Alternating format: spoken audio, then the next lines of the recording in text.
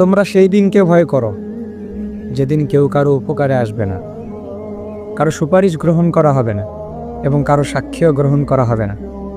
তোমরা কোনো সাহায্যকারী সেদিন পাবে না। আল্লাহ তাআলা বলছেন সেই দিনকেই তোমরা ভয় করো এবং সেদিনের কথা ভেবে, সেদিনের কথা চিন্তা করে দুনিয়ার মধ্যে তোমরা বিচরণ করো।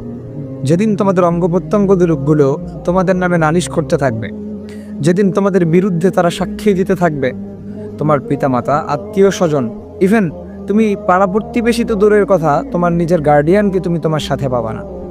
তুমি সেই দিনকে ভয় করো। এজন্য সেই দিনের উসিলায় হলেও, সেই দিনকে ভয় করে হলেও আমাদেরকে রবের কাছে ফিরতে হবে, আল্লাহ তাআলাকে স্মরণ করতে হবে, তাকে ভয় করতে হবে। যদি আমরা প্রপারলি আল্লাহ তাআলাকে ভয় করতে পারি এবং ভয় স্বার্থে দুনিয়ার মধ্যে তার ইবাদত বন্দেগী, তার রাসূলের আদর্শ অনুযায়ী জীবন পরিচালনা করতে পারি, তাহলে হয়তো বা আল্লাহ তাআলা আমাদের জন্যই রেখে দিয়েছেন লাকুম জান্নাতুল ফিরদাউসি নুজুলা। ইনশাআল্লাহ আমরা আল্লাহ তাআলার প্রত্যেকটা হুকুম আহকাম মেনে, তার নবীর আদর্শ অনুযায়ী চলে সেই জান্নাত হাসিল করবো ইনশাআল্লাহ।